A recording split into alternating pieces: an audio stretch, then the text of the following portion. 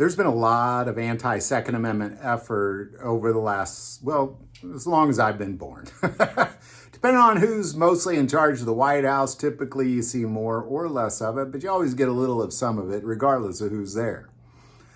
Recently, what we're seeing is something that I have not heard anybody talk about, which is how the White House has ordered their cabinet, specifically the Department of Defense, to restrict guns. Well, how will the Department of Defense restrict guns? Let's start with, and that's what this video is not about, is the restrictions they're putting on service members is ridiculous.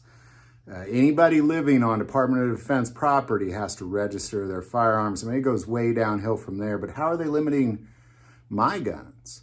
Well, recently, the White House, in an effort to curb gun violence, announced that they have ordered the Department of Defense to acquire as many civilian rifles from gun manufacturers as possible by contracting with those gun manufacturers to not sell to civilians, but to sell to the Department of Defense. This is kind of a strange thing that, again, I have not heard anybody talk about. I'm going to put the link to the White House's plan below so you can look at it for yourself.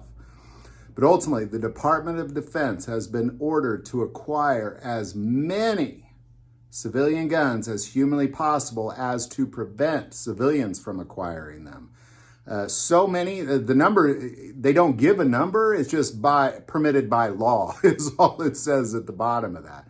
But ultimately what you have is you have Department of Defense acquiring sporting rifles from companies, making contract with them to not sell to civilians, sell more to the Department of Defense, less to civilians. Normally you wouldn't notice this, you wouldn't even notice it, but the White House is actually bragging about it. Like they're literally bragging about it. You know, we saw Colt stop making civilian sporting rifles, you know, long ago, but now what we're going to see is a lot of other people not making civilian sporting rifles anymore because they're too busy selling all their sporting rifles to the Department of Defense. And who wouldn't want a Department of Defense contract? Of course you want a Department of Defense contract. Now, again, we wouldn't even notice this. This wouldn't even drawn any attention, but the White House just happens to be bragging about it right now in their gun control measures, ordering the Department of Defense to acquire as many sporting rifles as humanly possible under the law to prevent those from ever making their way to the civilians. It's an interesting backdoor thing that again, is not getting a lot of attention, but I'm going to draw some attention to it. And again, I'll put the link below. A very strange way of gun control by having the Department of Defense purchase them all up so there's none for you or me.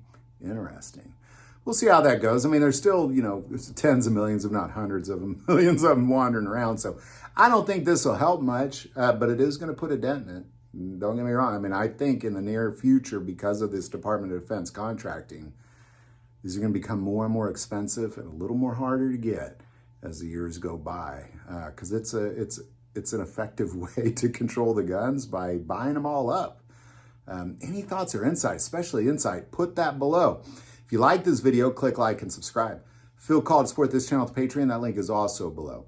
But the most important part of this channel is we take prayer requests, so please don't ever hesitate to send that in. Thank you for watching this episode of God, Family, and Guns. And as always, love God, love your family, and love guns.